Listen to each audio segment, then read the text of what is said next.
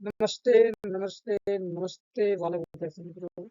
હાર્દિક સ્વાગત છે તમારું ગુજરાતના હજારો વિદ્યાર્થીઓના પ્યાર શિક્ષણ ધામ પીસ એજ્યુકેશનમાં. હું છું તમારો ધ્રુવ સર.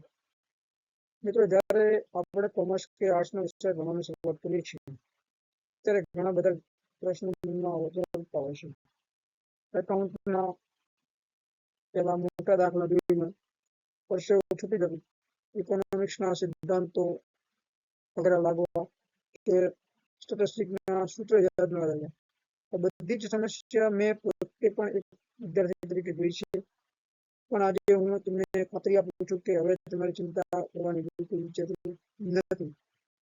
પીસ એજ્યુકેશનનો ઉદ્દેશ્ય માત્ર તમને અભ્યાસ કરાવવાનો નથી, પણ તમને એક વિષય માસ્ટર બનાવવાનો છે. આપણે અહીં કોઈ પણ ટોપિકને ગોખવાના નથી, પણ તેને આપણા રોજિંદા જીવનના ઉદાહરણો સાથે એવી રીતે સમજીશું કે પરીક્ષામાં તો શું આખી જિંદગી તમે એને ભૂલી નહીં શકો. ભલે તે ભૂગોળમાં પૃથ્વી ઉત્ક્રાંતિના રહસ્યમય વાર્તા હોય કે પછી એકાઉન્ટમાં જમા ઉધારના નિયમો, દરેક વસ્તુ અહીં સાવ સરળ બની જશે. આજના આ જવાના છીએ કે તમારા પરીક્ષા માટે મોસ્ટ ઇમ્પોર્ટન્ટ છે. હું તમને સ્ટેપ બાય સ્ટેપ એક પોઈન્ટ સમજાવીશ. તમારે માત્ર એટલું જ કરવાનું છે કે તમારી નોટબુક અને પેન લઈને બેસી જાઓ અને તમારી પૂરેપૂરી એકાગ્રતા અહીં આપો. જો તમે તૈયાર હો તો ચાલો આપણે સાથે મળીને આજના અદ્ભુત લેક્ચરની શરૂઆત કરીએ અને તમારા સપનાઓને એક નવી ઉડાન આપીએ. તો ચાલો શરૂ કરીએ. તો આજનો ટોપિક રહેવાનો છે પૃથ્વીના ઉદ્ભવની પૌરાણિક માન્યતા. વિદ્યાર્થી મિત્રો, કે માનવ સંસ્કૃતિના ઉદ્ભવ કાળની મનુષ્યના મનમાં પોતાના આસપાસ વિશ્વ અને પૃથ્વી વિશે અનેક પ્રશ્નો ઉદ્ભવતા થયા છે. પૃથ્વીનો ઉદ્ભવ કેવી રીતે થયો હશે? શું પૃથ્વી હંમેશા આવી જતી? રાત્રે આકાશમાં દેખાતા અસંખ્ય તારાઓ અને ગ્રહો ક્યાંથી આવ્યા? આ સવાલ જ ભૂગોળના પ્રકરણનો પાયો છે. પહેલી વાત કરીએ કે કુતૂહલ અને માનવની જિજ્ઞાસા વિશે. જે પોઈન્ટમાં લખવાનો છે, લખો કુતૂહલ અને માનવ જિજ્ઞાસા. કે વિદ્યાર્થી મિત્રો, વર્ષો પહેલા જયારે માણસ પાસે મોબાઈલ, ટીવી કે ઇન્ટરનેટ ન હતા, ત્યારે તેનો સૌથી મોટો મિત્ર હતો આ ખુલ્લું આકાશ. રાત્રે અંધારામાં જયારે પૂર્વજો આકાશમાં જોતા ત્યારે તેમને ટમટમતા અસંખ્ય તારાઓ જોઈને નવાઈ લાગતી. તેમના મનમાં એક જ સવાલ ઉઠતો કે આ બધું આવ્યું ક્યાંથી? જેણે આકાશ એક મોટું રહસ્યમય પુસ્તક અને આપણે એનું પહેલું પાનું વાંચી રહ્યા છીએ. આ સવાલ જ આપણને આજે પૃથ્વીની જન્મની વાર્તા સુધી ખેંચી જવા લાગે છે. આપણે આજે એ જણાવવાનું છે કે જે જમીનનો પહેલો ટુકડો કેવી રીતે બન્યો છે.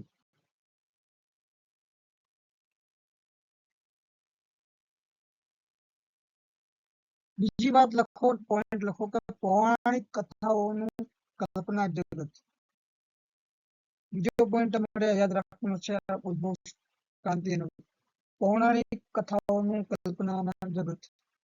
કે મિત્રો, કે વિજ્ઞાન આવતા પહેલા મિત્રો દુનિયામાં અજબ ગજબની વાર્તાઓ ચાલતી હતી. જાણે પૃથ્વી કોઈ જાદુઈ રમત હોય. કોઈ દેશમાં એવું કહેવાતું કે પૃથ્વી એક વિશાળકાય કાચબાની પીઠ પર છે. તો ભારતની પુરાતન કથાઓમાં એવી વાત હતી કે પૃથ્વી શેષ નાગના હજારો ફેર પણ ટકેલી છે. જ્યારે પણ સાપ માથું હલાવે ત્યારે ભૂકંપ આવે છે, એવી પણ માન્યતાઓ હતી. આ વાર્તાઓ ભલે અત્યારે આપણને રમૂજી લાગે, પણ એ બતાવે કે માણસ હંમેશા પૃથ્વીના ઉદ્ભવને સમજવા માટે કેવો વલખા મારતો હતો. સમજ્યા? એ લોકો આવી રીતે વાતો કરતા હતા પૌરાણિક કથાઓમાં. ત્રીજો પોઈન્ટ સમજવાનો છે મિત્રો કે આકાશ ગંગાના વિશાળ જંગલમાં આપણું ઘર. લખો, પોઈન્ટ લખો. ખાલી પોઈન્ટ જ તમારે લખવાના છે, બાકી હું સમજાવીશ. આકાશ ગંગાના વિશાળ જંગલમાં આપણું ઘર. કલ્પના કરો કે આખું બ્રહ્માંડ એક મોટું ગાઢ જંગલ છે, જેમાં અબજો તારાઓ રૂપી વૃક્ષો છે. આ જંગલમાં આપણી આકાશગંગા એટલે કે મંદાકિની એ એક નાનો રસ્તો છે, અને એમાં આપણું સૌર મંડળ એ આપણો નાનકડો મહોલ્લો છે. આ મહોલ્લામાં પૃથ્વી એ આપણું ઘર છે, અને આ ઘર બનાવવાની શરૂઆત એક ભયાનક ગરમી અને પ્રચંડ વિસ્ફોટથી થઈ હતી. એવું કહેવાય છે કે પૃથ્વી શરૂઆતમાં અત્યંત ગરમ અને ધગધગતી અને લાલચોળ હતી, જાણે આકાશમાં કોઈએ મોટું લોખંડનો ગોળ પિંડ મૂક્યું હોય.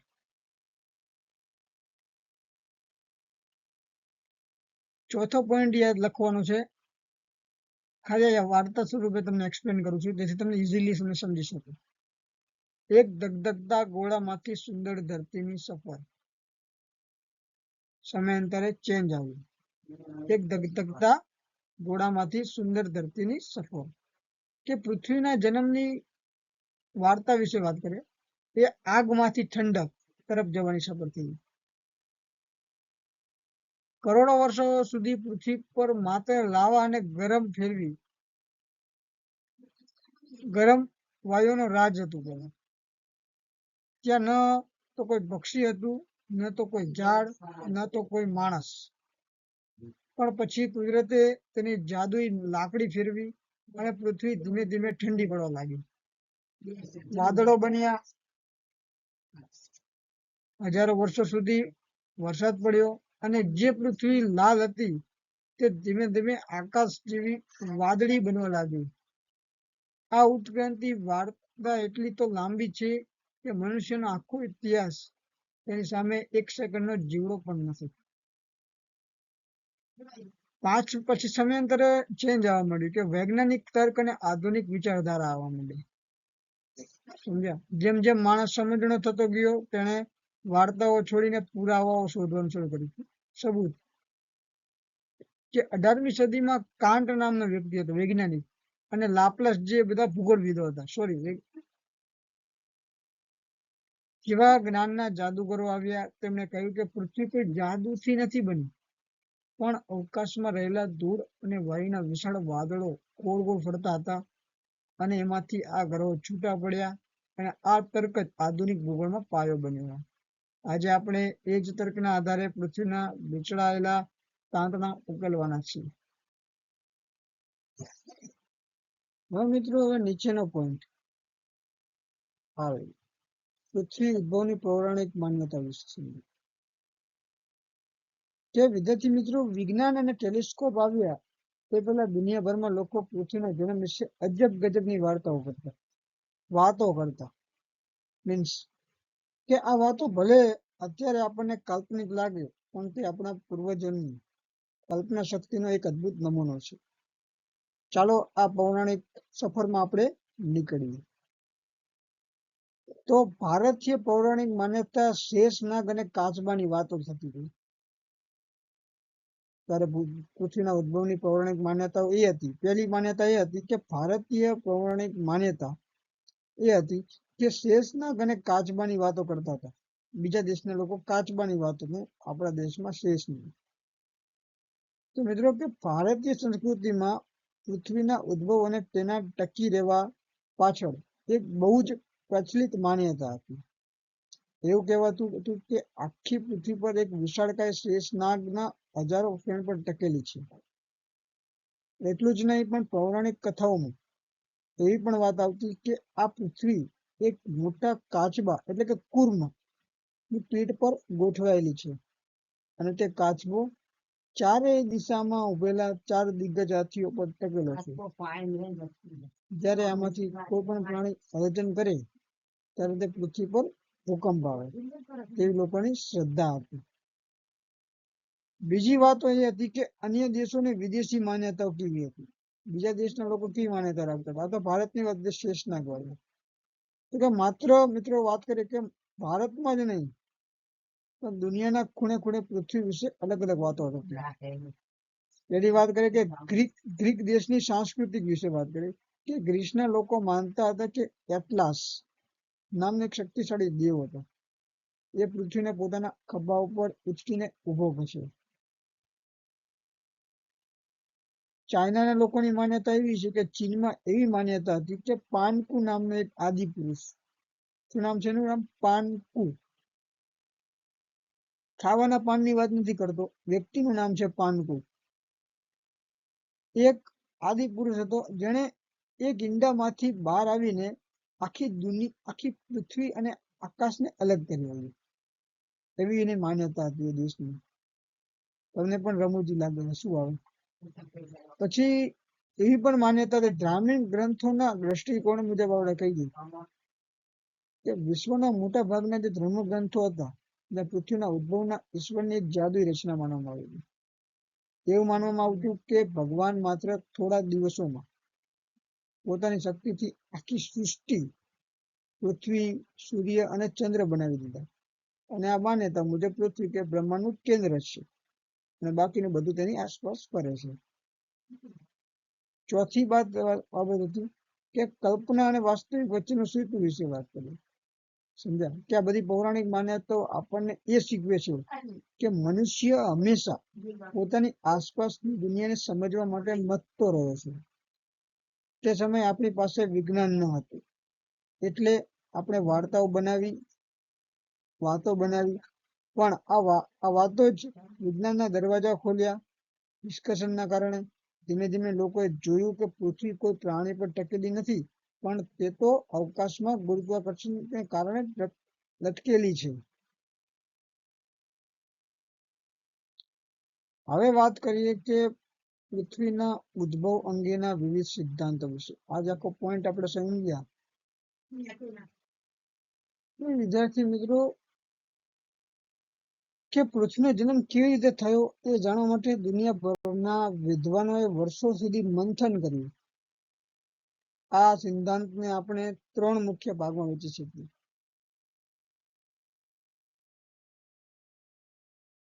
એક તો પૌરાણિક અને ધાર્મિક માન્યતાઓ મુજબ કે જ્યારે વિજ્ઞાનનો વિકાસ થયો ન હતો ત્યારે લોકો માનતા હતા કે પૃથ્વી કોઈ દેવી શક્તિની રચના છે. ભારતીય માન્યતા કહીએ તો આપણે ત્યાં એવી વાત હતી કે આ પૃથ્વી શેષનાગના ફેણ પર અથવા એક વિશાળ કાચબાની પીઠ પર ટકેલી છે. વિદેશી માન્યતા, ગ્રીકના લોકો માનતા કે એટલાસ દેવે પૃથ્વીને ખભા પર ઉચકીને રાખી છે. આ વાર્તાઓ ભલે અત્યારે કાલ્પનિક લાગે, પણ તે માનવીની જાણવાની જિજ્ઞાસા દર્શાવે છે. હવે વાત કરીએ આપણે આગળ વધી પોઈન્ટનું કે એક તારક ઉત્કલ્પના હશે, જે પહેલો સિદ્ધાંત રહેશે કે એક તારક ઉત્કલ્પના પરિકલ્પના. કે મિત્રો કે વિજ્ઞાનની જે શરૂઆત થઈ ત્યારે આ સિદ્ધાંતો માનતા હતા કે આખું સૌરમંડળ અને પૃથ્વી માત્ર એક જ પદાર્થ કે તારામાંથી બન્યા છે. વાયવ્ય રાશિ પરિકલ્પના એટલે ઇમ્યુનલ કાન્ટ 1755માં જર્મન તત્વચિંતક કાન્ટે કહ્યું કે અવકાશમાં જે ઠંડા અને ગતિહીન જે પદાર્થો વાદળો હતા તે ગુરુત્વાકર્ષણને કારણે તેઓ અથડાયા, ગરમ થયા અને ગોળ ફરવા લાગ્યા, જેમાંથી શું થયું? પૃથ્વી અને ગ્રહો બન્યા. હવે નિહારિકા ઉત્કલ્પનામાં એવું છે કે લાપ્લાસ નામના વ્યક્તિએ આની જે સિદ્ધાંત આપ્યો હતો એના વિશે વાત કરી હતી કે 1796 લાપ્લાસે આમાં સુધારો કર્યો કે તેમણે કહ્યું કે એક ગરમ અને ફરતી નિહારિકા માંથી ધીમે ધીમે વાયુઓના વલયો છૂટા પડ્યા અને ઠંડા પડીને ગ્રહો બન્યા. હવે વાત કરીએ આપણે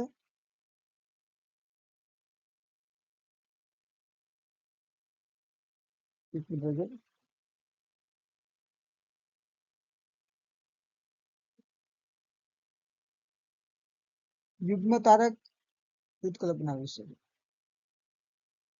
કે આ સિદ્ધાંત થોડો વધુ રોમાંચક છે મિત્રો. ગ્રેતારક અથવા યુગ્મ તારક પરિકલ્પના, જે ઉત્કલ્પના પણ કહેવાય, બાઇનરી હાઇપોથેસિસ કહેવાય છે ઇંગ્લિશમાં. કે તેઓ માને છે કે સૂર્યની સાથે બીજો એક તારો પણ જવાબદાર હતો. શું કહે છે જોઈએ આપણે. કે ગ્રહાણુ પરિકલ્પના ચેમ્બરલેન અને મોલ્ટન તેમણે સમજાયું કે સૂર્યની નજીકથી એક મોટો તારો પસાર થયો. તેના ગુરુત્વાકર્ષણથી સૂર્યની સપાટી પર સિગાર જેવો ભાગ છૂટો પડ્યો અને એ ભાગ ઠંડો પડતા ગ્રહો બન્યો. હવે ભરતી પરિકલ્પના જેમ્સ જીન્સ અને જેફરીઝ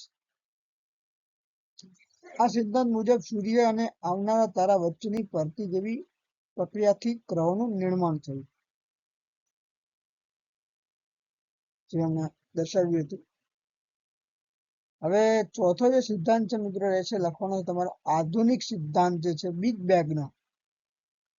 બેંગનો, કે હમણાં આપણે વાત કરી નેક્સ્ટ લેક્ચરની અંદર આપણે ભણ્યા હતા પહેલા ચેપ્ટરની અંદર કે આનો સૌથી વધુ સ્વીકૃત સિદ્ધાંત છે તે કહે છે કે 13.7 મેં તમને જણાવ્યું અજબ વર્ષ પહેલા એક પ્રચંડ વિસ્ફોટ થયો અને આ વિસ્ફોટ પછી બ્રહ્માંડનું વિસ્તરણ શરૂ થયું. અતિશય ગરમીમાંથી ધીમે ધીમે તારાઓ અને આકાશગંગાઓ બની અને એ જ પ્રક્રિયા આશરે 4.6 અબજ વર્ષ પહેલા આપણા સૂર્ય અને પૃથ્વીનું નિર્માણ થયું. તો આ બધા વાત કરીએ મિત્રો કે ત્રીજા નંબરનો પોઈન્ટ વાયવ્ય અને ધૂળી વાદળો પર આધારિત કલ્પના. કે વિદ્યાર્થી મિત્રો કલ્પના કરો કે આજથી અબજો વર્ષ પહેલા આખું બ્રહ્માંડ એક અંધારું અને શાંતિ જંગલ જેવું હતું. ત્યાં અત્યારે દેખાય કે એવો કોઈ સૂર્ય, પૃથ્વી કે ચંદ્ર ન હતા કે આ શાંતિમાં કેવી રીતે ધમાકેદાર રીતે આપણું ઘર એટલે કે પૃથ્વી બન્યું તો આપણે સમજીએ. તો પહેલી વાત કરીએ, પોઈન્ટ લખવાનો છે કે અવકાશ ભટકતા જાદુઈ વાદળ. સમજ્યા કે મિત્રો આ વાર્તાની શરૂઆત થાય છે કે અવકાશમાં આપણે વાર્તાથી સમજવાનું, તમારે ઇમેજિન કરવાનું માઇન્ડમાં. હું જે બોલું એને ઇમેજિન કરવાનું જેથી તમને સરળતા રહે. કે મિત્રો કે અવકાશમાં રખડતા વિશાળકાય વાદળોથી પણ યાદ રાખજો આ વાદળો આપણા ચોમાસાના વાદળો જેવા ન હતા. આ વાદળો બનેલા હાઇડ્રોજન, હિલિયમ અને અબજો સૂક્ષ્મ ધૂળના રજકણોથી. વૈજ્ઞાનિકો તેને નિહારિકા કહે છે અને આ વાદળો અંધારામાં શાંતિથી ભમી રહ્યા હતા, પણ તેમની અંદર એક છુપાયેલી શક્તિ હતી, ગુરુત્વાકર્ષણ. પછી ગોર ભૂમરી અને ગરમીનો જન્મ થયો, ધ સ્પિનિંગ ક્લાઉડ. કે વાર્તામાં વળાંક ત્યારે આવ્યો કે જ્યારે આ જે વાદળો હતા એ પોતાની ધરી પર ગોર ફરવા લાગ્યા. જેમ જેમ ગરબામાં જોરથી ઘૂમરી મારો અને તમારા કપડા બહારની તરફ ફેંકાય, બસ એમ જ આ વાદળો પણ ઝડપથી ફરવા લાગ્યું અને આ ઘોર ગતિને કારણે વાદળની જે વચ્ચેના જે ભાગ બધી જ ગરમી ભેગી થવા લાગી. જે ઠંડુ વાદળ હતું તે હવે લાલચોળ અને ગરમ થવા લાગ્યું અને આ ગરમ કેન્દ્રમાંથી જન્મ થયો આપણા સૂર્યનો. સમયાંતરે થોડું ચેન્જ આવવા માંડ્યું કે રજકણોની મિત્રતા અને ગ્રહોનું નિર્માણ થયું. પછી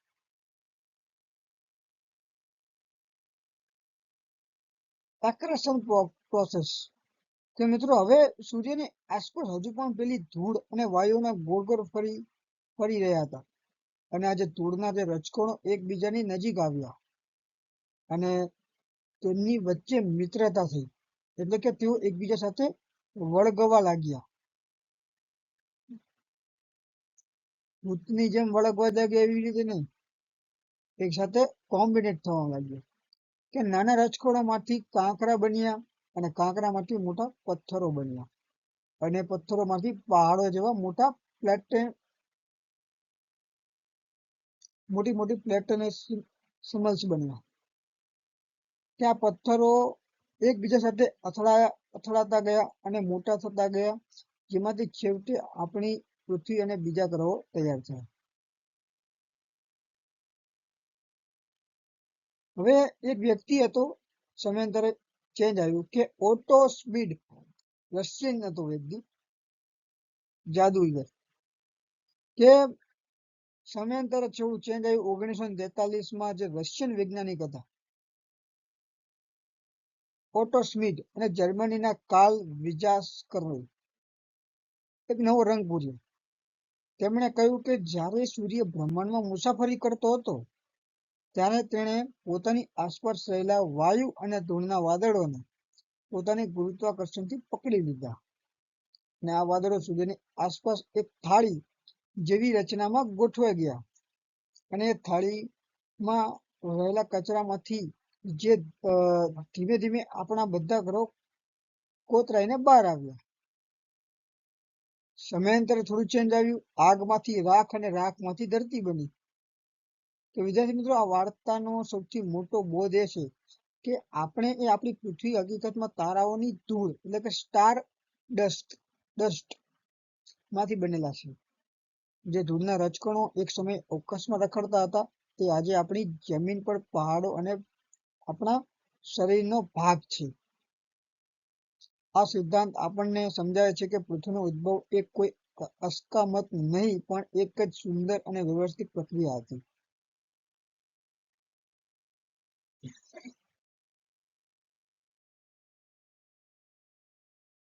તો વાલા વિદ્યાર્થી મિત્રો, આજે આપણે અબજો વર્ષની એક અદ્ભુત સફર ખેડી.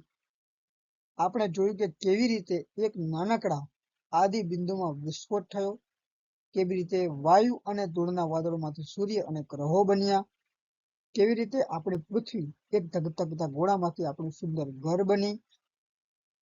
આજે આપણે પ્રકરણ 2 પૃથ્વીનો ઉદ્ભવ અને ઉત્ક્રાંતિ ભણ્યા છીએ. તે માત્ર પરીક્ષામાં માર્ક્સ લાવવા માટે નથી મિત્રો. આ પ્રકરણ આપણને શીખવે છે કે કુદરતની એક એક રચના પાછળ કરોડો વર્ષોની મહેનત છે. જ્યારે આપણે પૃથ્વીના ઇતિહાસને સમજીએ છીએ ત્યારે આપણને સમજાય છે કે આપણું જીવન કેટલું કિંમતી છે. તો વિદ્યાર્થી મિત્રો, ભણતર ક્યારે બોજ નથી હોતું જો તેને સાચી રીતે સમજવામાં આવે. અને મને આશા છે કે આજનો લેક્ચર પછી તમારા મનમાંથી ફૂગોનો ડર નીકળી ગયો હશે અને તમે આ વિષયના પ્રેમમાં પડી ગયા હશો. બીજા કોઈ પ્રેમમાં પડતા નહીં, આ પ્રેમમાં પડજો સ્ટડી પ્રત્યે. આ પીસકોર એજ્યુકેશનનો અસલી ઉદ્દેશ્ય છે તમારા માટે એક નાનકડું હોમવર્ક. આજનો લેક્ચરમાંથી તમને સૌથી વધુ ગમતો ટોપિક કયો હતો અને તે મને નીચે કોમેન્ટમાં જરૂર જણાવજો. તમારી કોમેન્ટ્સ વાંચીને મને બહુ સારા વિડીયો બનાવવાની પ્રેરણા મળે છે. જો તમને આ લેક્ચર ગમ્યો હોય તો તમારા ક્લાસના દરેક ગ્રુપમાં આને શેર કરજો, જેથી ગુજરાતનો કોઈ પણ વિદ્યાર્થી શિક્ષણથી વંચિત ન રહે. ચેનલને સબસ્ક્રાઇબ કરવાનું ભૂલતા નહીં અને બેલ આઇકન જરૂર દબાવજો. હવે મળીશું આવતા લેક્ચરમાં એક નવા ઉત્સાહ અને નવા ટોપિક સાથે. ત્યાં સુધી વાંચતા રહો અને આગળ વધતા રહો. જય હિન્દ, જય ભારત. હું છું તમારો ધ્રુવ સર. આવજો.